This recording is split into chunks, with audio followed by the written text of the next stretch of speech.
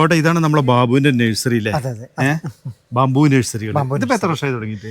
ഇത് ഇവിടെ ഞാൻ തുടങ്ങിയിട്ട് 3 വർഷമായിട്ടുള്ളൂ. 3 വർഷമായിട്ടുള്ളൂ. അല്ല, മുമ്പ് ഞാൻ 1997 ആദ്യത്തെ ബാംബു നഴ്സറി തുടങ്ങിയത്. അന്ന് മുതൽ മുള വെക്കുകയും തൈകൾ ഉണ്ടാക്കുകയൊക്കെ ചെയ്യുന്ന ഒരു പ്രോത്സാഹനം. മുമ്പ് ഞാൻ ഒരാളുമായിട്ട് വന്നിട്ട് നമ്മൾ കുറെ വാങ്ങിയത് തീർച്ചയായിട്ടും. അത് ഇവിടെ അല്ലായിരുന്നു അല്ലേ? അപ്പുറത്തായിരുന്നു. ഇവിടേക്ക് വന്നിട്ട് ഇപ്പൊ 3 വർഷമായിട്ട്. അപ്പൊ ഇതിൽ നമുക്കൊരു 60-ലും മേലെ മുള ഇനങ്ങളാണ് ഉള്ളത്. ഇങ്ങനെ നമുക്ക് ഈ കമ്പ് ഇതിങ്ങനെ കുത്തിയാൽ ഇത് വരൂല്ലേ? ഇത് ഇതിന്റെ കടയാണ്, കമ്പല്ല. ഇത് മുളയുടെ കട തന്നെ പറിച്ചെടുത്തുകൊണ്ട് തൈ ഉണ്ടാക്കുന്നതാണ്. ഇപ്പം മുളയുടെ കട തന്നെയാണ് നമ്മൾ ഇതിന് ഈ മുള ഇത് ലാത്തിമുളയാണ്. അപ്പൊ ലാത്തിമുളയുടെ നമുക്ക് വിത്തുകളൊന്നും ഇപ്പം ആയിട്ടില്ല. അപ്പൊ അതുകൊണ്ട് കട തന്നെ പറിച്ചിട്ടാണ് നമ്മൾ തൈ ഉണ്ടാക്കുന്നത്. അപ്പൊ ഇതെല്ലാം വ്യത്യസ്ത ഇനത്തിലുള്ള മുളകളാണ് ഓരോന്നും. നമുക്ക് അല്ല, ലാത്തിമുള അതല്ല, അത് പോളിമോർഫ എന്നുള്ളൊരു മുളകാണ്. പിന്നെ ടുൾഡ, ആസ്പാർ പോലെയുള്ള മുളകൾ, കുറേ ഓർണമെൻ്റൽ ബാംബൂസ്. പൊതുവായിട്ട് മുളകളെ നമുക്ക് ഓർണമെൻ്റൽ ബാംബൂസ് എന്നും അതേപോലെ കൊമേഴ്ഷ്യൽ ബാംബൂസ് എന്നും തരംതിരിക്കാവുന്നതാണ്. അതിൽ കൊമേഴ്ഷ്യൽ ബാംബൂസാണ് കൃഷിയായിട്ട് നമ്മൾ ചെയ്യേണ്ടത്. ഓർണമെൻ്റൽ ബാംബൂസ് നമുക്ക് ലാൻഡ്സ്കേപ്പിങ്ങിനും അതേപോലെ വീടുകൾ അലങ്കരിക്കും ഒക്കെ വീട്ടിലൊക്കെ വെക്കാവുന്ന, മുറ്റത്തൊക്കെ വെക്കാവുന്ന അലങ്കാര മുള ഇനങ്ങളാണ്. ഈ ബുദ്ധബാമ്പു കയ്യിൽപ്പെട്ടതാണ്. ബുദ്ധമുളയൊക്കെ അലങ്കാരമുള. ഇതൊന്നും കൃഷിയായിട്ട് ബുദ്ധമുളയാണ്.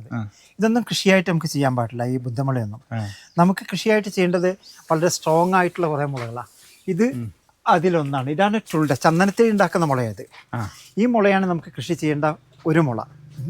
അത് അല്ലല്ല, മുള്ളില്ല, ഇതിനൊന്നും മുള്ളില്ല.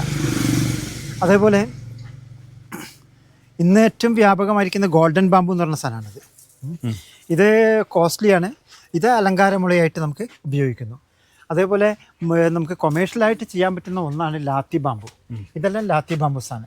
അതിൻ്റെ തൈ ഈ വർഷത്തെ പ്ലാന്റിങ് സീസൺ കഴിഞ്ഞു. ഇനിയിപ്പോൾ പുതിയ തൈകൾ നമ്മൾ ഉണ്ടാക്കിക്കൊണ്ടിരിക്കുകയാണ്. അതേപോലെ ഈ മുളകളെല്ലാം നൂതൻ എന്ന് പേരായിട്ടുള്ള മുളയത്. ഇതൊന്നും മുള്ളില്ല. നമ്മളിവിടെയുള്ള മുളകളിൽ ആകെ മുള്ളുള്ളത് 2 തരം മുളയ്ക്ക് മാത്രമാണ്. ഒന്ന് ഗോഡ എന്ന് പറഞ്ഞ ഒരു വിദേശ മുളയുണ്ട്, ലാറ്റിൻ അമേരിക്കൻ ബാമ്പുവാണ്.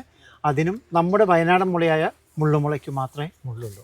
ബാക്കിയെല്ലാം മുള്ളില്ലാത്ത മുളകളാണ്. ഈ ഗോൾഡൻ ബാമ്പു എന്ന് പറഞ്ഞ മുളയില്ലേ, ഇത് ഈ മുള, ഇത് നമുക്ക് എത്ര വലിപ്പം വരെ ആവും? ഇതൊരു 15 അടി വരെ ഉയരം വരും. 15-18, അത് അതിൻ്റെ ഇതനുസരിച്ച്. പക്ഷെ നമുക്ക് ഒന്നിനും ഉപയോഗമല്ല. ഞാനെപ്പോഴും പ്രിഫർ ചെയ്യുന്ന ഉപയോഗമുള്ള മുളകളാണ്, യൂട്ടിലിറ്റി ബേസ്ഡ് ആണ്. അതൊരു ലാൻഡ്സ്കേപ്പിങ്ങിന് മാത്രമേ ആ മുളകൾ ഉപയോഗിക്കുന്നുള്ളൂ. അതേപോലെ ഇതാണ് മൊണാസ്ട്രി ബാമ്പു എന്നുള്ളൊരു ജാപ്പാനീസ് ബാമ്പുവാണ്. മൊണാസ്ട്രി ബാമ്പു ഇത് അലങ്കാരമുളയാണ്. അതേസമയം തന്നെ നമുക്ക് ഒരു ഭംഗി, പിന്നെ ഇതിനും കൂടി ചില പർപ്പസിനും കൂടി ഉപയോഗിക്കാൻ പറ്റും. ഇതൊക്കെ അലങ്കാരമുളകളാണ്. ഇത് പെൻസിൽ മുള എന്നൊക്കെ അറിയപ്പെടുന്ന, സാധാരണ പറയുന്ന മൾട്ടിപ്ലക്സ് എന്ന് പറഞ്ഞ മുളയാണ്. അതിൽ 2 തരമുണ്ട്. ഒന്ന് മഞ്ഞയും അതേപോലെ പച്ചയും. ഇത് ഫേൺ ബാമ്പ്, ബുഷായിട്ട് വളരുന്ന മുളകൾ. ഇതിനെല്ലാം അതിൻ്റെതായ യൂട്ടിലിറ്റി ഉണ്ട്. കാരണം നമുക്ക് അറിയാം, ലാൻഡ്സ്കേപ്പിംഗ് അല്ല, അത് ബാമ്പുവിൽ പെട്ടതല്ല. അതൊരു വാട്ടർ പിന്നെ ബാമ്പു എന്നാണ് അറിയപ്പെടുന്നത്. പക്ഷെ അത് മുളയിനല്ല. പക്ഷെ അത് മുളയിനം എന്നുള്ളത് മറ്റൊരു ധാരാളമായിട്ടത് ഇന്ന് പറയുന്നുണ്ട് ആളുകൾ. ഇത് ആസ്പർ എന്ന് പറഞ്ഞ മുളയാണ്. ഇത് ഗംഭീര മുളയാണ്. ഇത് നമുക്ക് ബിൽഡിംഗ് കൺസ്ട്രക്ഷൻ ഇതിനൊക്കെ നമുക്ക് ഉപയോഗിക്കാൻ പറ്റുന്ന മുളയാണ്. ഇത് തുളയില്ലാത്തതാ? അല്ല, തുളയുണ്ട്. പക്ഷെ അതേ സമയത്ത് നമുക്ക് പിന്നെ ഇതിനെ കൊമേഴ്ഷ്യൽ പർപ്പസിന് ഉപയോഗിക്കുന്ന പലതരത്തിലുള്ള ആവശ്യങ്ങളുള്ളൊരു മുളയാണ് ഈ ആസ്പർ എന്ന് പറഞ്ഞ മുള. അതുപോലെ ഇത് പോളിമോർഫ എന്ന് പറഞ്ഞ മുളയാണ്. ഇത് പോളിമോർഫ നല്ല ഉയരം വരും മുളയാണ്. ലാത്തി മുളയിനേക്കാൾ കുറച്ചും കൂടി ഉയരമുള്ള, ഇല്ല മുള്ളില്ല, ഇതിന് മുള്ളില്ല, വലിയ മുളയാണിത്. ഏറ്റവും കൂടുതൽ കൊമേഴ്ഷ്യൽ പർപ്പസിന് ഉപയോഗിക്കുന്ന മുളയും കൂടിയാണ്. ഇതിനിപ്പം ഒരുവിധം വലിയ തൈകൾക്ക്, വലിയ കവറുകളിന് 200 രൂപയാണ് വില. ശരി, ഇതിനൊക്കെ 200 രൂപ. അതേസമയത്ത് ഇത് ബ്രാൻഡിസി എന്ന് പറഞ്ഞ മുളയാണ്. ബ്രാൻഡിസി ഈ മുള നമുക്ക് ഇതേപോലെ ബിൽഡിംഗ് ഇതിനൊക്കെ പറ്റും, കൺസ്ട്രക്ഷനും അതേപോലെ പല പല ആവശ്യങ്ങൾക്ക് ഉപയോഗിക്കുന്നൊരു മുളയാണ് ഈ ബ്രാൻഡിസി മുള. അതുകൊണ്ട് അത് പിന്നെ ജൈജാൻഡസ് എന്ന് പറയും, വലിയ മുള. അതിന് തൈക്ക് ഭയങ്കര വിലയാണ്. 500 രൂപയാണ് ഒരു തൈക്ക് ഇവിടെ ഞങ്ങൾ കൊടുക്കുന്നത്. ചില ഭാഗത്ത് 700-800 രൂപയ്ക്കൊക്കെ വെക്കുന്നുണ്ട്. 1-2 തയ്യറ്റ് ഇവിടെ ആദ്യം അല്ല, അതാ അവിടെ ഇവിടെ ഉള്ള മുളയുണ്ട്. അവിടെ അത് ഇതിന്റെ നമുക്ക് ഇതിലൊക്കെ എത്ര കാലം വേണം ഇങ്ങനെ മുളയാവാൻ? എത്ര വർഷം വേണ്ടി വരും? 5 വർഷം കൊണ്ട് ഒരു മുള വലിയ മുളയായി മാറും, ഒരു കുണ്ടയായി മാറും. അതാണ് ഇതിന്റെ പ്രത്യേകത. ഫാസ്റ്റ് ഗോയിങ് ആണ്. ഫാസ്റ്റ് ഗോയിങ് ആണ്. അതേപോലെ ഇനി ഇങ്ങോട്ട് നമുക്ക് ചില വെറൈറ്റീസ് ഉണ്ട്. ഇപ്പോൾ ഈ വർഷത്തെ പ്ലാന്റിങ് സീസൺ കഴിഞ്ഞു. അപ്പം നല്ല വെയിലാണല്ലോ. ഇനി ഒരു 3 മാസം കൂടി കഴിയുമ്പോൾ നമുക്ക് പ്ലാന്റ് ചെയ്യാനുള്ള സമയം വരും. അതായത് ഒരു മെയ്യോടുകൂടി, മെയ് മാസത്തിലാണ് പ്ലാന്റ് ചെയ്യേണ്ടത്. മെയ് മാസത്തിൽ പ്ലാന്റ് ചെയ്ത ഫസ്റ്റ് റെയിനിന് ഇത് പിടിച്ചു വയ്ക്കും. അപ്പം ആദ്യത്തെ മഴ പെയ്തു കഴിഞ്ഞാൽ ഉടൻ മുള നടുക എന്നുള്ളതാണ് അതിൻ്റെ ഒരു രീതി. പിന്നെ നമുക്ക് നനയ്ക്കേണ്ടി ഒന്നും വരില്ല. പിന്നെ ജൂൺ, ജൂലൈ, ഓഗസ്റ്റ്, സെപ്റ്റംബർ വരെ നമുക്ക് മഴയുണ്ട്. ഈ കാലത്ത് അത് റൈസോമൊക്കെ ഫോം ചെയ്ത് വേര് പിടിച്ച് അടുത്ത വേനലിനെ അതിജീവിക്കാനുള്ള കരുത്ത് അതിന് നേടിയിട്ടുണ്ടാവും. അപ്പം പിന്നെ നമുക്ക് നനയ്ക്കാണ്ട് തന്നെ ഇതാവും. ഒരു വർഷം കൊണ്ടൊരു 10 അടി 12 അടി ഉയരത്തിലേക്ക് വരും. ഇതിൻ്റെയൊക്കെ മുള അരി ഇട്ടിട്ട് തന്നെയാണോ? അതെ, ഇതൊക്കെ നമ്മൾ അരി ഇട്ടിട്ട് മുളപ്പിച്ച തൈകളാണ്. അത് ബ്രാൻഡിസി നമുക്ക് പുതിയതായിട്ട് വിത്ത് കിട്ടിയാണ്. അപ്പോൾ സീഡ് ബേസ്ഡ് ആകുമ്പോഴുള്ള ഗുണം എന്ന് പറഞ്ഞാൽ നമുക്ക് അതിൻ്റെ ആയുസ് കൃത്യമായിട്ട് പറയാൻ പറ്റും. അതിന് ഒരു 45 മുതൽ 60 വർഷം വരെയാണ് അതിൻ്റെ ആയുസ്. അപ്പം ഇപ്പം വിത്തിട്ട് ഇനി നമുക്ക് 60 വർഷം വരെ അല്ലെങ്കിൽ 45 മുതൽ 60 വർഷമുള്ളൊരു പീരീഡിലേ അത് പൂക്കുള്ളൂ. നമുക്ക് കൃത്യമായിട്ട് പറയാൻ പറ്റും. അതുപോലെ പോളിമോർഫി ആണെങ്കിലും ഇതൊക്കെ സീഡ് ബേസ്ഡ് ആണ്. ഇപ്പം വലിയ ഇവിടെ ഏതാണ്ടൊരു 60-ലധികം മുളകളാണ് നമുക്ക് ബാസിൽ വിൽക്കാനുള്ളത്. 100-ലധികം മുളകളുണ്ട് നമ്മുടെ അടുത്ത്, സ്റ്റോക്ക് ഉണ്ട്, തൈകളുണ്ട്. അതെല്ലാം പിന്നെ പല പേരിൽ അറിയപ്പെടുന്ന കൊമേഴ്ഷ്യലായിട്ടുള്ള പല മുളകളുമാണ്. പക്ഷെ അതിൻ്റെ ഒന്നും കൂടുതൽ എണ്ണം നമുക്ക് വിത്തില്ലാത്തതുകൊണ്ട് ഉണ്ടാക്കിയെടുക്കാൻ പറ്റുന്നില്ല. പുൽപ്പള്ളിയിലുള്ള നമ്മളൊരു ജോൺസൺ എന്ന് പറഞ്ഞ കുറേ തൈകൾ തീർച്ചയായിട്ടും ധാരാളം സ്റ്റോക്കുള്ള അല്ലെങ്കിൽ പിന്നെ മുള വെച്ച് പിടിപ്പിക്കുന്ന ഒരാളാണ് അദ്ദേഹം. ഒരു 14 ഏക്കറിൽ അദ്ദേഹം മുള കൃഷി ചെയ്തിട്ടുണ്ട്. അതിൻ്റെ ഏതാണ്ട് ഒരു 100-ലധികം മുളകളുടെ ഇനങ്ങൾ അദ്ദേഹത്തിൻ്റെ കയ്യിലുണ്ട്. 153 തരമൊക്കെ ഉണ്ടെന്നാണ് അദ്ദേഹം പറയുന്നത്. അപ്പം എന്തായാലും ഏറ്റവും കൂടുതൽ സ്റ്റോക്ക് അല്ലെങ്കിൽ മുള ഇനങ്ങളെ വെച്ച് പിടിപ്പിച്ച ഒരാളാണ്, വയനാട്ടിലെ ആളാണ് ജോൺസൺ. എൻ്റെ സുഹൃത്താണ്. പല മുളകളും ഞങ്ങൾ ആദ്യം തൊട്ട് ബാമ്പു വിത്ത് നല്ലതാ. ഇപ്പോൾ കുറച്ച് വലിയ മുള ഉണ്ടായി കഴിഞ്ഞാൽ നമ്മുടെ തീർച്ചയായിട്ടും ഇതിപ്പോൾ എന്താണെന്നറിയോ, നമുക്ക് ഈ മുള നമ്മൾ വെച്ച് അടുത്ത വർഷം ഇതിൻ്റെ ഉള്ളിൽ നിന്ന് കുറേ തൈകൾ ഇങ്ങനെ വന്നു, ഒരു 10-15 എണ്ണത്തിൻ്റെ ഒരു കുണ്ടയായിട്ട് ഇത് മാറി നിൽക്കാം. അതിൽ നിന്ന് വേണമെങ്കിൽ നമുക്ക് പറിച്ച് നമുക്ക് 2 വർഷം കഴിയുമ്പോൾ നമുക്ക് വേണമെങ്കിൽ കൂടുതൽ തയ്യാക്കാം. റൈസോം കട്ടിംഗ് എന്ന് പറയുക, റൈസോം എടുത്തിട്ട് നമുക്ക് വിത്തുണ്ടാക്കാം. അപ്പോൾ അത്രയും ആയുസങ്ങ് കുറയുന്നേ ഉള്ളൂ. ഇതിന് 60 വയസ്സാണെങ്കിൽ അതിന് 2 വർഷം കഴിഞ്ഞിട്ടാണ് എടുക്കുന്നതെങ്കിൽ 58 വയസ്സായിരിക്കും. ഇവിടെ നമുക്ക് ഇതെല്ലാം കൊമേഴ്ഷ്യൽ ബാംബൂസാണ്. പിന്നെ അതേപോലെ ഇത് എല്ലാം ഒരേ ടൈപ്പ് തന്നെയാണ്, ബ്രാൻഡിസി എന്ന് പറഞ്ഞാൽ.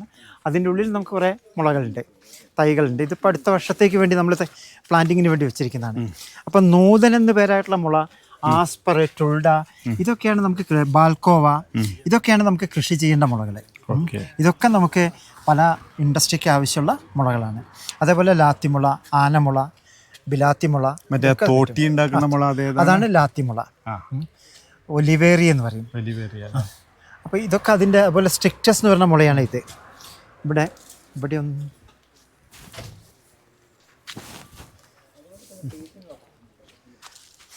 അപ്പോൾ ഇതിൻ്റെ മുള മാത്രമാണ് ഞാനിവിടെ ഇത് ചെയ്യുന്നത്. നല്ല ഇനം തൈകൾ ഉണ്ടാക്കി മുളയുടെ ഒരു ഇത് വർദ്ധിപ്പിക്കുക, റിസോഴ്സ് കൂട്ടുക എന്നുള്ളതാണ് ഞാൻ ഉദ്ദേശിക്കുന്നത്. ആനമുളയുടെ കാണിച്ചിട്ടുണ്ട്. ആനമുളൻ്റെ തൈ കാണിച്ചത്. ആനമുളയുണ്ട്, ചൈനയിൽ നിന്നുള്ള മോസോ ബാമ്പു ഉണ്ട്, അത് 2 എണ്ണം. ആ 2 തൈ എൻ്റെ അടുത്തുള്ളൂ. പിന്നെ കാരണം നട്ട് എൻ്റെ അടുത്ത് ഉണ്ടായിരുന്നെല്ലാം കൊടുത്തു കഴിഞ്ഞു. ഇത് മോസോ ബാമ്പുവാണ്. അതാ നിൽക്കുന്ന ചൈനയിലുള്ള ഏറ്റവും പ്രസിദ്ധമായൊരു മുളയാണ് മോസോ ബാമ്പു. അതിൻ്റെ തന്നെ അതാണ് ഞാൻ പറഞ്ഞത്. എല്ലാം കൂടി ആകുമ്പോൾ നമുക്കൊരു 100-ലധികം മുളകളുണ്ട്. പക്ഷെ നമുക്ക് ഇല്ലില്ല, ആനമുളയ്ക്ക് മുള്ളില്ല. ആനമുളയുടെ വലിയ അതാ അടിയിൽ നിൽക്കുന്നൊക്കെ ആനമുളയാണ്. മോസോ ബാമ്പു ഇത് നല്ല വലിപ്പം വരും. നല്ല ഇത്ര വണ്ണം വരും മോസോ ബാമ്പു. അതെ, റണ്ണിങ് ടൈപ്പ് ബാമ്പുവാണ്. ഇത് സ്ട്രിക്റ്റസ് എന്ന് പറഞ്ഞ മുളയാണിത്. ചൈനയിലാണെങ്കിൽ നമ്മുടെ ഇവിടെ അതേപോലെ ഉണ്ടാവും തീർച്ചയായിട്ടും. ഇവിടെ നല്ല ഗ്രോത്ത് കാണുന്നുണ്ട് അതിന്. ഞാനിപ്പോൾ ഇത് എനിക്ക് കിട്ടിയിട്ട് കുറച്ച് ദിവസമായിട്ടുള്ളൂ. പക്ഷേ നന്നായിട്ട് അതിൻ്റെ ഒന്ന് ഇത് ഷൂട്ടുകൾ വന്നുകൊണ്ടിരിക്കുന്നുണ്ട്. അപ്പോൾ നമ്മൾ ഇനി അത് കൂടുതൽ എണ്ണം ഉണ്ടാക്കിയിട്ടാണ് നമ്മളിനി കൊടുക്കുക. കിട്ടിയിട്ട് കുറച്ചായിട്ടുണ്ടെങ്കിൽ പിന്നെ ഇവിടെ നന്നായിട്ട് വളരുന്ന ഇവിടുന്ന് വെച്ചാൽ വേറൊരു സ്ഥലത്തുണ്ട്, അത് നന്നായിട്ട് വളർന്നിട്ടുണ്ട്. ഇവിടെ തന്നെ ആ വിത്ത് കിട്ടിയപ്പം തന്നെ ഇതുണ്ടല്ലോ, അതിൽ അടിയിൽ 5 എണ്ണം ഇപ്പം തന്നെ ആയി കഴിഞ്ഞു, കൂടുതലായിട്ടുണ്ട്. അത് നമുക്ക് പിരിച്ചു വെക്കാം. ഇതിപ്പം അല്ലല്ല, ആനമുള അതാണ് അല്ല, ഇതാണ് പുതിയ ആനമുളയുടെ പുതിയ വിത്തിൽ നിന്ന് എടുത്താണിത്. ഇത് ഒരാനമുള ഇങ്ങനെ തന്നേരെ. ആനമുള ആകെ 2 എണ്ണേ ഉള്ളൂ. ഇപ്പൊ ഞങ്ങൾ സീസണൊക്കെ ആകുമ്പോ അല്ലേ ഈ വഴി അല്ല ഞാൻ മെയ്യാവുമ്പോൾ തരാം. മെയ്യാകുമ്പോ തൈ ഉണ്ടാവും അല്ലേ? ഓ തൈ ഉണ്ടാവും. മെയ്യാവുമ്പോഴേക്കും നമുക്ക് ആനമുളൻ്റെ തൈ ഞങ്ങൾ അങ്ങോട്ട് വരുമല്ലോ. ഏത് മോസോ നമുക്ക് തൈ ആക്കിയിട്ടേ ഉള്ളൂ. നമ്മളിപ്പോൾ സ്റ്റോക്കിലുള്ളതാണ്. സ്റ്റോക്കിൽ നമുക്കൊരു 10-40 തരം മുളകളുടെ തൈകൾ നമ്മൾ ഉണ്ടാക്കി വെച്ചിട്ടുണ്ട്. അതെന്ന് വെച്ചാൽ 1-2 ഒക്കെ വീതിയാണ് നമുക്ക് കിട്ടുന്നത്. ഞാൻ കളക്ട് ചെയ്യണം. ഞാൻ നിങ്ങൾക്ക് ആനമുളയുടെ തൈ എത്തിച്ചു തരാനുള്ള സംവിധാനം ഞാൻ ചെയ്യാം. ഇപ്പൊ കൊണ്ടുപോകാതിരിക്കുവാണോ നല്ലതെന്നാണ് പറഞ്ഞത്. ഇപ്പം നല്ല വെയിലും അല്ലേ, ഉണങ്ങിക്കഴിഞ്ഞാൽ നഴ്സറിയിൽ വളർത്തിക്കോളാം. നഴ്സറി ഉണ്ടല്ലേ. ഞാൻ ജോണിനോടും ചോദിച്ചോട്ടെ. നിങ്ങൾ രണ്ടാളും കൂടിയാണോ നഴ്സറി? ഇതിനെന്ത് വിലയാണ്?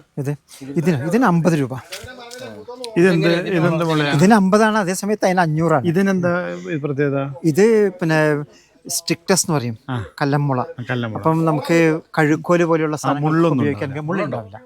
ഇതിന്റെ വലിയ മുളകളെല്ലാം നമുക്ക് അവിടെ കാണാം. അപ്പം നമുക്ക് കൃത്യമായിട്ട് മനസ്സിലാകും.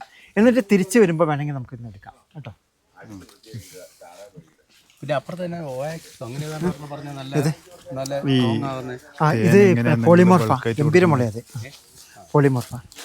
അതിന് 200 രൂപ. അതൊക്കെ നമ്മുടെ ഇഷ്ടം പോലെ ഉണ്ട്.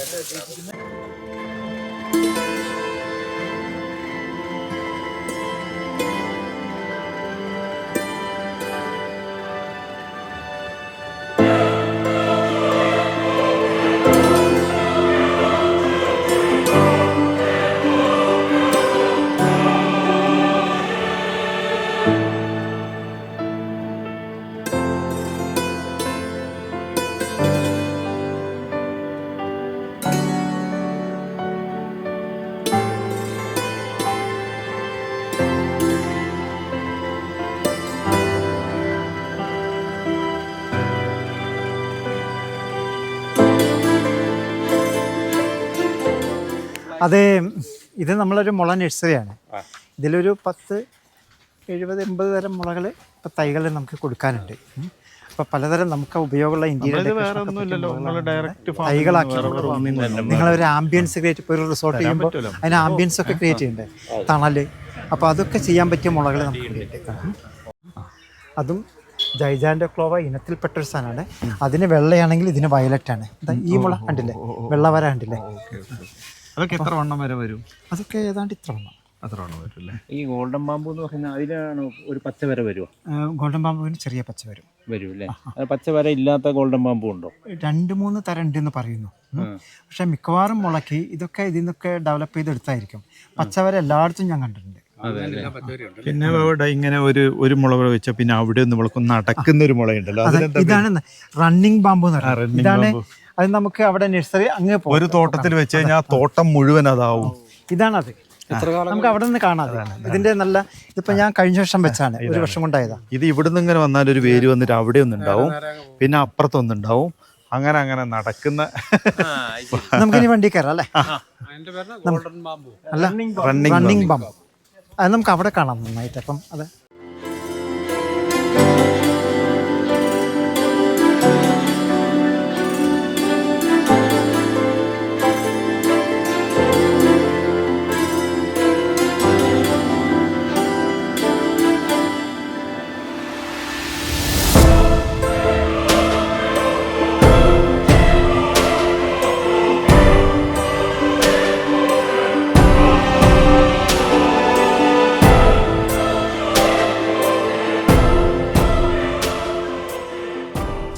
മുളയുടെ ഒരു മൂപ്പ് നമുക്ക് നിർണ്ണയിക്കാൻ വേണ്ടിയിട്ടല്ല ഏത് മൂത്ത മുളയെ നമ്മൾ വെട്ടാൻ പാടുള്ളൂ. മിനിമം 3-4 വർഷമെങ്കിലും മൂപ്പുള്ള ഒരു മുളയാണ് നമുക്ക് ഏത് ഉപയോഗത്തിനും എടുക്കാൻ കഴിയുക.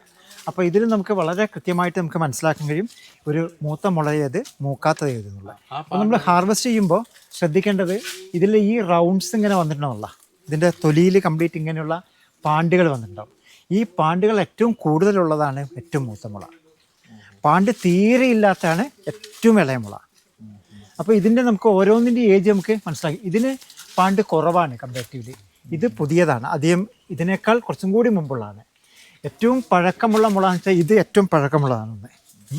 ഇതിൽ വെട്ടാൻ എടുക്കാൻ പറ്റുന്നത് ഇതൊക്കെ നമുക്ക് വെട്ടിയെടുക്കാൻ പറ്റും. പക്ഷേ ഇതിന് കുറച്ച് മൂപ്പ് കുറവുണ്ട്, ഇതിന് മൂപ്പ് കുറവുണ്ട്, ഇതിന് മൂപ്പ് കുറവുണ്ട്. ഇത് തീരെ മൂത്തിട്ടില്ല. ഇങ്ങനെ നമുക്ക് മൂപ്പ് കൂടും തോറും ഇതിന്റെ ഈ ആ ഒരു റൗണ്ട് റൗണ്ട്സ് ഇങ്ങനെ കൂടി കൂടി വരുള്ളൂ, കൂടി വരുള്ളൂ. അത് ഫെഡ് ഔട്ട് ആയി പോകില്ല. ഇല്ല കൂടി വരുള്ളൂ. അപ്പം നമ്മൾ അങ്ങനെയുള്ള മുള, അപ്പോൾ ഇതിന് തീരെ നമ്മൾ ആ പാണ്ട് വെച്ചിട്ടേ ഇല്ല ആ റൗണ്ട്. അപ്പോൾ ഈ റിങ്സ് ഇല്ലാത്ത മുളകൾ തീരെ മൂക്കാത്ത മുളകളാണ്. അതേപോലെ ഈ മുളയാണ് റണ്ണിങ് ബാമ്പു എന്ന് പറയുന്ന മുള. ഇത് അത് ബ്രാൻഡിസിയാണ്. ബ്രാൻഡിസി എന്ന് പറഞ്ഞുള്ള മുളയാണത്. ഇത് ബ്രാൻഡിസി. ഇത് ശരിക്കും റണ്ണിങ് ബാമ്പുമാണ്. റണ്ണിങ് ബാമ്പ് എന്ന് വെച്ചാൽ ഇതിൻ്റെ വേര്, നമ്മളൊരു മുള നട്ടു കഴിഞ്ഞാൽ അതിൻ്റെ വേര് അടിയിൽ കൂടെ പോയിട്ട് അവിടെ മുളച്ചു മതി, പിന്നെ അവിടെ പൊന്തി. അപ്പോൾ ഇതിൻ്റെ ഉള്ളിൽ കൂടെയൊക്കെ നമുക്ക് നടക്കാൻ പറ്റും. ഈ റിവർ സൈഡ് പ്രൊട്ടക്ഷൻ ഏറ്റവും ബെസ്റ്റ് മുളയാണിത്. അത് ഇതിൻ്റെ വേരുകൾ എല്ലാ ഭാഗത്തും പടർന്ന് മണ്ണിനെ പിടിച്ചെടുത്തുന്നുള്ളതാണ്. ഈ സൈഡ് ഇടിച്ചിലൊക്കെ നിൽക്കും. സൈഡ് പുഴയുടെ തീരത്തുള്ള ഇടിച്ചിലൊക്കെ ഇവിടുന്ന് ഒന്നും അവിടെ ഏറ്റവും പോയിട്ട് അവിടെയാണ് ഉണ്ടാകുന്നത്. അതെ. പിന്നെ അതാണ് അത് പിന്നെ അങ്ങനെ പടർന്ന് അങ്ങനെ പോകും. അപ്പോൾ ഒരു ഏരിയ കംപ്ലീറ്റ് ഇതിങ്ങനെ ഒരു ഏക്കറിലൊക്കെ ഒരു 4 എണ്ണം വെച്ചാൽ 5 കൊല്ലം കൊണ്ട് ഫുൾ ഒരു ഏക്കർ മുളയാവും. പക്ഷേ ഇതിന്റെ ചോട്ടിൽ നിന്ന് ഇനി വേറെ പൊട്ടി മുളക്കില്ല. ഇല്ല, ഇതിൻ്റെ ചുറ്റുന്നില്ല. ഇത് സിംഗിൾ ബാമ്പുവാണ്. മുളയിലെ ഒറ്റയാൻ കൂടിയാണിത്. ഇത് നമുക്കിങ്ങനെ പടർന്ന് പോവാണ്.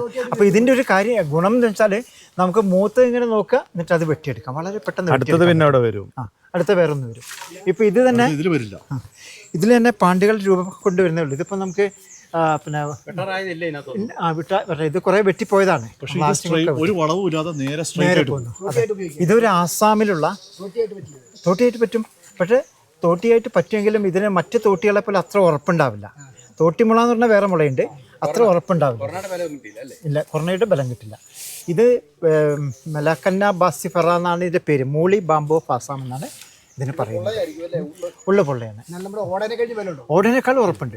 ഇത് ഇത്രയാണ് പരമാവധി വണ്ണം വരുള്ളൂ. അതെ, ഇത്രേ വരുള്ളൂ. ഈ മുളയ്ക്ക് ആകെ വണ്ണം ഇത്രേ വരുള്ളൂ. ഇതിൻ്റെ പർപ്പസ് ശരിക്കും അഗർബത്തിക്ക് പറ്റിയ മുളയത്. ഇത് ശരിക്കും അവിടെ നിന്ന് അഗർബത്തിൻ്റെ സ്റ്റിക്കായിട്ടാണ് ആസാമിൽ നിന്ന് കർണാടകയിലേക്ക് വരുന്നത്. പിന്നെ നെയ്ത്തിന് അധികം പറ്റില്ല ഇത്. കാരണം എന്ന് വെച്ചാൽ നോഡ് ലെന്ത് കുറവാണ്. ഈ 2 നോഡുകൾ ഇങ്ങനെ ഉള്ളതുകൊണ്ട് നെയ്യുമ്പോൾ കൊട്ടകളൊക്കെ നെയ്യുമ്പോൾ അതിൻ്റെ ആ നോഡിൻ്റെ അവിടെ ഒടിച്ചിൽ വരാൻ സാധ്യതയുണ്ട്. അപ്പം നെയ്ത്തിന് പറ്റില്ല. പിന്നെ അവർ ഉപയോഗിക്കുന്ന ചെറിയ കൺസ്ട്രക്ഷൻ, ആട്ടുംകൂട്, കോഴിക്കൂട് അതൊക്കെ ഉണ്ടാക്കാൻ വേണ്ടിയിട്ട് ഉപയോഗിക്കും. ഇങ്ങനെ കുറേ പർപ്പസിന് ഇതിന് ഉപയോഗിക്കുന്നുണ്ട്. ഏറ്റവും ഐഡിയൽ ആയിട്ടുള്ളത് അഗർബത്തിക്കുള്ള, അതിന് വേണ്ടി തന്നെ ഡിസൈൻ ചെയ്തിരിക്കുന്ന മുള. അവരെന്താ ചെയ്യാന്ന് വെച്ചാൽ ഈ മുള വെട്ടിയിട്ട് ഇവിടെ ഒന്നും വെട്ടും, ഇവിടെയും വെട്ടും. എന്നിട്ട് കത്തി കൊണ്ട് ഇങ്ങനെ അരിഞ്ഞെടുത്തിട്ടാണ് ട്രഡീഷണൽ ആയിട്ട് അവർ അഗർബത്തി സ്റ്റിക്ക് ഉണ്ടാക്കിയിരുന്നത്. ഇപ്പം മെഷീനറീസ് ഒക്കെ ഉണ്ട്. പക്ഷേ ആസാമിലൊക്കെ ഉള്ള പലരും ഉണ്ടാക്കുന്നത് കൈകൊണ്ട് ഇതിങ്ങനെ ഇതാക്കി വൈകുന്നേരം ആകുമ്പോൾ കാട്ടിൽ പോയിട്ട് 4-5 മുള വെട്ടും. വൈകുന്നേരം ആകുമ്പോഴത്തേക്കും അത് അളിയാക്കി 1-2 കിലോ സ്റ്റിക്കാക്കി മാറ്റിയിട്ട് അത് നേരെ അത് എടുക്കുന്ന മാർക്കറ്റിലുണ്ട്. ഇതാണ് ബാബു സാർ രാവിലെ പറഞ്ഞത്. ഇതാണ് നമ്മുടെ വിദേശത്ത് നിന്ന് അവർ ഇങ്ങോട്ട് ഇറക്കുമതി ചെയ്യുന്നത്. ഈ ടൈപ്പ് മുളകളാണോ? അല്ല, മുളയല്ല, ഇതിൻ്റെ സ്റ്റിക്കുകളാണ്. ഇങ്ങനത്തെ പീസുകളും അല്ല, ഇത് മെഷീനിലിട്ടിട്ട് ചെറിയ ഒരു ചന്ദനത്തിരിയുടെ പോലെ ആക്കി. അപ്പം 1 കിലോ സ്റ്റിക്കിന് ഇത്ര രൂപ എന്നുള്ള വിലയുണ്ട്. അപ്പം നമുക്കും ഇതേപോലെയുള്ള മുളകൾ, ഇപ്പം ടുൾഡ എന്ന് പറഞ്ഞൊരു മുളയുണ്ട്, ഞാൻ കാണിച്ചു തരാം. ആ മുളയൊക്കെ ഇതേപോലെ നമുക്ക് ഒരു പ്രദേശത്ത് നട്ടുപിടിപ്പിച്ച് അത് കളക്ട് ചെയ്ത് അത് ഒരു മെഷീൻ സ്ഥാപിച്ച് കഴിഞ്ഞാൽ സ്റ്റിക്കാക്കി, ചന്ദനത്തിരിയുടെ സ്റ്റിക്കാക്കി മാറ്റിയിട്ട് നമുക്ക് വിപണനം ചെയ്യാൻ പറ്റും. അപ്പം അങ്ങനെ കുറച്ചും കൂടി വരുമാനം നമുക്ക് കൂടുതൽ കിട്ടും. ഇതിൻ്റെ തൈ നമ്മുടെ അവിടെ ഇതൊക്കെ ഇപ്പോൾ എത്ര സമയം വേണം ഇത് നമുക്കൊരു ഇങ്ങനെ? ഇതൊക്കെ ഏത് മുളയും 4 വർഷം, 5ാമത്തെ വർഷം നമുക്ക് വെട്ടാം. ഇതൊക്കെ വലിയ പാനമുളയായാലും ഇത്രയും പോകുന്ന വലിയ മുളയായാലും 5 വർഷം കൊണ്ട് നമ്മളെ ഒരു കുട്ടി പ്രായപൂർത്തിയാവാൻ 16 വയസ്സെന്ന് 18 വയസ്സെന്ന് അറിയില്ല. അതേപോലെ ഒരു മുള പ്രായപൂർത്തിയാവാനുള്ള പ്രായമാണ് 4 വർഷം. വേറൊരു സംശയം, നമ്മുടെ ഇവിടെയൊക്കെ ഏറ്റവും കൂടുതൽ കുത്തൊഴുക്കുള്ള സ്ഥലമാണ്. അപ്പോൾ മലവെള്ളം വന്ന് നമ്മുടെ ഈ സൈഡിൽ പുഴ സൈഡാണ്. അപ്പോൾ അങ്ങനെയുള്ള സ്ഥലങ്ങളിൽ ഈ പുഴ മണൽ കൂടുതലുള്ള സ്ഥലം, അങ്ങനെയുള്ള സ്ഥലങ്ങളിൽ ഇത് വെച്ച് പിടിപ്പിച്ചാൽ മലവെള്ളം വരുമ്പോൾ അതിനെ താങ്ങി നിർത്താനുള്ള ശക്തി, വേരുകളുണ്ട് ഇതിന്. അല്ല, പിടിച്ച് നമ്മൾ 1 വർഷം 2 വർഷം 1 വർഷം കഴിയുമ്പോഴത്തേക്കും ഇതിന് ചെറിയ തൈകളല്ലേ വരുള്ളൂ. ഇത് പെടന്ന് പോയാലും പിന്നെ ഇത് എണീറ്റ് വരുമോ? പിന്നെ തീർച്ചയായിട്ടും വരും. ഇതിന് ജീവൻ പെട്ടെന്ന് അങ്ങനത്തെ അതിന്റെ വേര് ഇങ്ങനെ പോയിരിക്കുന്നത്. അങ്ങോട്ടൊക്കെ പോയി ചിലപ്പോൾ അവിടെ ആയിരിക്കും മുളയ്ക്കുക. മണ്ണിനെ മൊത്തത്തിൽ പിടുത്തമുണ്ടാക്കാൻ. അപ്പോൾ ഈ ശരിക്കും ഉരുൾപൊട്ടൽ പ്രദേശങ്ങളിലൊക്കെ നമുക്ക് വെക്കാൻ പറ്റിയൊരു മുളയും കൂടി അത്. കാരണം മണ്ണ് ചെരിഞ്ഞ പ്രതലങ്ങളിൽ ഒക്കെ നമുക്ക് ഇതൊരു കൃഷിയായിട്ട്, ഇപ്പോൾ ഇതിൻ്റെ ഒരു ഉപയോഗം നന്നായിട്ടുണ്ടെങ്കിൽ നമുക്കിതൊരു കൃഷിയായിട്ട് ചെയ്യാൻ പറ്റും. അല്ലെങ്കിൽ ഈ സോയിൽ റിട്ടൻഷൻ അല്ലെങ്കിൽ അതിൻ്റെ കൺസർവേഷൻ ഏറ്റവും ബെസ്റ്റുള്ള മുളയാണ് ഇതൊന്ന്. പിന്നെ നമുക്ക് മറ്റു മുളകൾ കൂടി നോക്കാം. ഇവിടെ തന്നെ നമുക്ക് നോക്കി നോക്കാം.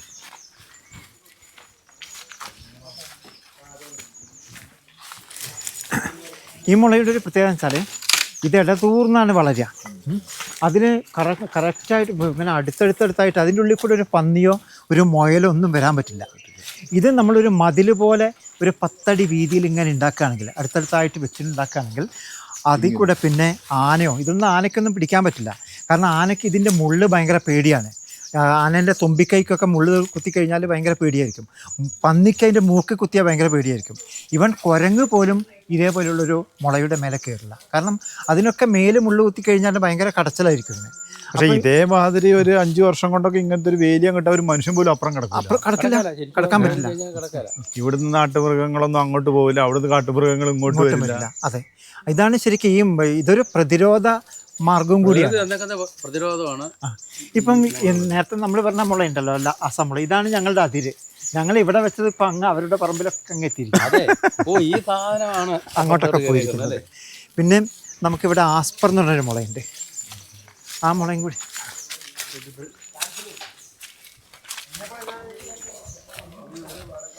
ഇത് മുള പ്ലെയിൻ ചെയ്യുന്ന മെഷീനാണ്. ഇത് ഓടയാണ്, ഓടത്തൈകളാണ്. ഇതെല്ലാം ഓടത്തൈകൾ. ഇത് മുള പ്ലെയിൻ ചെയ്യുന്നൊരു മെഷീനാണ്. നമുക്ക് പരത്തി പലകകളാക്കി മാറ്റി അതേപോലെ ഈ അലകുകളൊക്കെ ആക്കി മാറ്റാൻ പറ്റുന്ന ഇതിൽ തൈയുണ്ട്, അവിടെ ഉണ്ട്. ഇതെന്ന് വെച്ചാൽ സ്ട്രെയിറ്റ് ആണ്. അതേപോലെ ഇപ്പം നമുക്ക് കൺസ്ട്രക്ഷൻ ഏറ്റവും ബെസ്റ്റ് മുളയാണ്. നല്ല ഇത് നല്ല ഉള്ള് ഓട്ടയില്ലാത്ത ഉള്ള് ഓട്ട ഉണ്ട് ഇതിന്, പക്ഷെ നമുക്ക് സ്ട്രോങ് ആണ് സാധനം. ആസ്പർ എന്ന് പറഞ്ഞ ഇതൊരു കൊമേഴ്ഷ്യൽ ബാമ്പാണ്. ഇതിൻ്റെ ഷൂട്ടാണ് നമുക്ക് ഭംഗിയ നല്ല ടേസ്റ്റ് ആയിട്ടുള്ള സ്വീറ്റ് ആൻഡ് സോഫ്റ്റ് ആയിട്ടുള്ള ഷൂട്ടുണ്ട്. അതൊക്കെ എന്തേരം പൊങ്ങി കഴിയുമ്പോൾ തന്നെ അതിനുവേണ്ടി നമ്മൾ പറിച്ചെടുക്കുന്നത്. ഇത് നമുക്ക് വേണ്ട, 2 നട്ട് 3-മത്തെ വർഷം നമുക്ക് ഷൂട്ട് പറിക്കാം. അല്ല, ഷൂട്ട് പറിക്കുന്ന അല്ലാതെ എന്തേരം പൊങ്ങി കഴിയുമ്പോൾ ഇപ്പൊ പുതിയത് പൊങ്ങി വരുന്നുണ്ട്. അതെ, പൊങ്ങി വരുന്നുണ്ട്. അത് അത്ര ആകരുതല്ലോ. അല്ല, അത് പറ്റില്ല. അല്ല, ഇതൊരു 2 അടി 1.5 അടിയൊക്കെ ഇപ്പം മേഘാലയ, മണിപ്പൂർ അവിടെയൊക്കെ ഏറ്റവും വലിയ ഇഷ്ടപ്പെട്ട ഭക്ഷണം ഇതിന്റെ പിക്കിൾസിനൊക്കെ ഭയങ്കര ഡിമാൻഡാ. നമ്മളെ ചിക്കനോ അതൊരു ഷൂട്ട് ഇൻഡസ്ട്രി എന്ന് പറഞ്ഞാൽ തന്നെ വലിയൊരു ഇൻഡസ്ട്രിയാണത്. അതായത് കോടികളുടെ വിനിമയം നടക്കുന്ന ഇൻഡസ്ട്രിയാണ്. നന്നായിട്ട് പെട്ടെന്ന് വളരുന്ന ഒരു വെറൈറ്റിയാണ്. അതെ, പെട്ടെന്ന് വളരുന്ന ഇതെല്ലാം മുളയെല്ലാം ഫാസ്റ്റ് ഗോയിങ് ആണ്. ഇതും നന്നായിട്ട് വളരും, പെട്ടെന്ന് വലുതാവുന്നതാണ്. ഒരു മുളയ്ക്ക് 200 രൂപ ഈസി ആയിട്ട് കിട്ടില്ലേ? ഇതൊരു മുള 200 അല്ല, ഇതൊരു മുളയുടെ വില 300 രൂപയ്ക്ക് നമുക്ക് വിൽക്കാൻ പറ്റും. ഒരു മുള ആസ്പർ. ഈ സാധനമാണ് അതിന്റെ ഷൂട്ട് കറി വെക്കുന്നത്. ഇതിന്റെ നമ്മളൊരു മൂത്ത മുള എടുത്തെന്ന് വിചാരിച്ചു, ഇതിന്റെ എത്ര അടി നമുക്ക് ഉപയോഗിക്കാൻ പറ്റും? ഒരു 20 അടി വരെ പറ്റും. 20 അടി വരെ. ബാക്കിയുള്ളത് കഴുക്കോലൊക്കെ ആയിട്ട് ഉപയോഗിക്കാൻ പറ്റും. അങ്ങനെയുള്ള ഇത് മുള്ളില്ല. ഇത് നോക്കാം, ഇതിൽ നമ്മളിപ്പം വെട്ടുകയാണെങ്കിൽ ചുരുങ്ങിയത് ഒരു 20 മുള കിട്ടും. ഒരു 200 രൂപ വെച്ച് കിട്ടുകയാണെങ്കിൽ 4000 രൂപേൻ്റെ മുള ഇതിൽ ഇപ്പം നമുക്ക് വെട്ടിയെടുക്കാൻ പറ്റുന്നതാണ്. കൃഷി ചെയ്യാൻ പറ്റുന്നൊരു മുളയാണിത്. എല്ലാ പർപ്പസിനും പോവുകയും ചെയ്യും. അതെ. അങ്ങനെ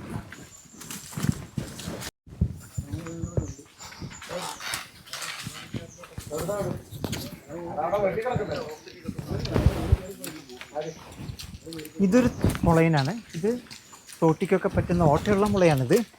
പക്ഷെ നമ്മളെ കൊറണിയല്ല, ഇത് കൊറണിയല്ലാത്ത മുളയാണ്. പക്ഷേ ഇത് കുറഞ്ഞായിട്ടാണ് ഇപ്പോൾ ഇതുവരെ പറഞ്ഞിട്ടുള്ളത്. പക്ഷേ ഇത് കുറച്ചുകൂടെ മണ്ണായ ഉള്ളിടത്ത് നോക്കാൻ ഇതിന് പെട്ടെന്ന് ഈ മുളകളെല്ലാം അതാണ് ഇപ്പോൾ ഞങ്ങളെ സംബന്ധിച്ചിടത്തോളം ഈ മണ്ണിൽ ഇതുണ്ടാവുന്നുള്ള ഇത് വേറൊരു മരുന്ന് അത്രയ്ക്കും മണ്ണിലേക്ക് ഉണ്ടാവില്ല. ഇത് ഒരു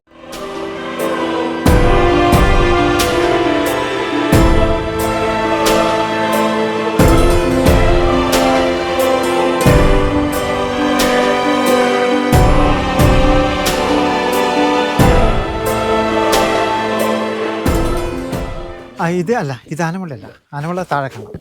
ഇതാണ് സ്ട്രിക്ടസ് എന്ന് പറഞ്ഞൊരു മുള. സ്ട്രിക്ടസ് പല വെറൈറ്റി ഉണ്ട്. ഇതുണ്ട്, ഇത് നമുക്ക് ഇതിലിപ്പം മൂത്തത് ഇതൊക്കെ മൂത്തതാണ്. ഈ പാണ്ഡു പിടിച്ചൊക്കെ ഇത് മൂക്കാത്താണ്.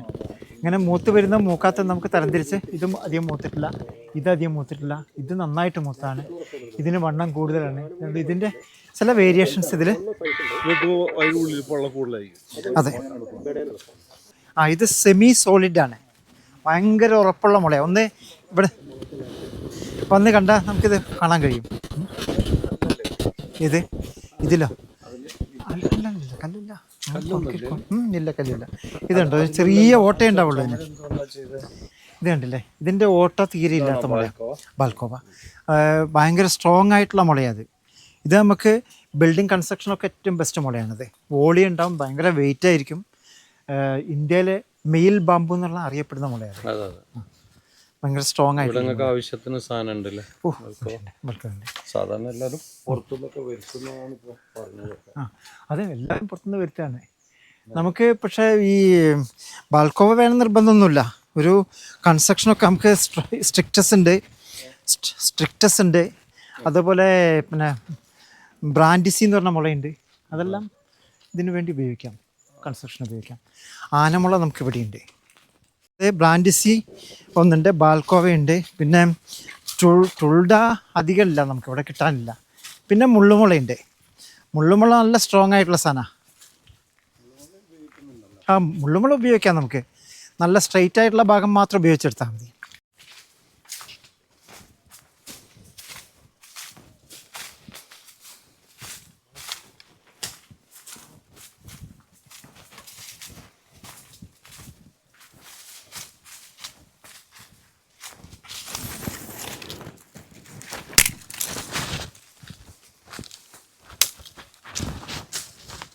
ഇതാണ് ആനമുള. ഹൈറ്റ് ഇത് 140 അടിയൊക്കെ ഉയരം വരും. കുരങ്ങുണ്ട്. ആനമുള ഇന്ത്യയിലുണ്ട്, പക്ഷേ വിദേശി ശരിക്കും ട്രീറ്റ് ചെയ്തിട്ട് വേണ്ടേ നമ്മൾ യൂസ് ചെയ്യാനൊക്കെ? ട്രീറ്റ് അങ്ങനെയുള്ള സാധനങ്ങളൊക്കെ വേണമല്ലേ? ട്രീറ്റ് ചെയ്യാൻ സിമ്പിൾ പരിപാടിയുണ്ട്. ഇത് ഈറ്റയാണ്, ഓട. നമ്മളെ പനമ്പൊക്കെ ഉണ്ടാക്കാൻ വേണ്ടി ഉപയോഗിക്കുന്ന ഇത് മഞ്ഞമുള. പിന്നെ ലാത്തിമുളയാണ് തൊട്ടപ്പുറത്തുള്ളത്. അത് ഇത് അങ്ങോട്ട് ഇങ്ങനെ കുറേ മുളയുണ്ട്. നമുക്കൊരു വാലി പോലത്തെ സ്ഥലം അത്. ഇത് 3 ഏക്കർ. ബാബുട്ടാ, അങ്ങനെ നമ്മളെ ബാമ്പു വിശേഷങ്ങൾ നമ്മൾ കുറേ കണ്ടു. എന്തൊക്കെയാണ് പുതിയ പരിപാടികൾ? ഞാൻ ഇവിടെ തൊട്ടടുത്ത് തന്നെ കുറച്ച് സ്ഥലമൊക്കെ വാങ്ങി ഒരു ക്യാമ്പസ് ബിൽഡ് ചെയ്യാണ്. ആ ക്യാമ്പസ് എന്ന് പറഞ്ഞാൽ ബാമ്പു ഒരു അക്കാദമിക് സബ്ജക്റ്റായിട്ട് മാറ്റിയെടുക്കാനുള്ള ശ്രമത്തിൻ്റെ ഭാഗമായിട്ടാണ്.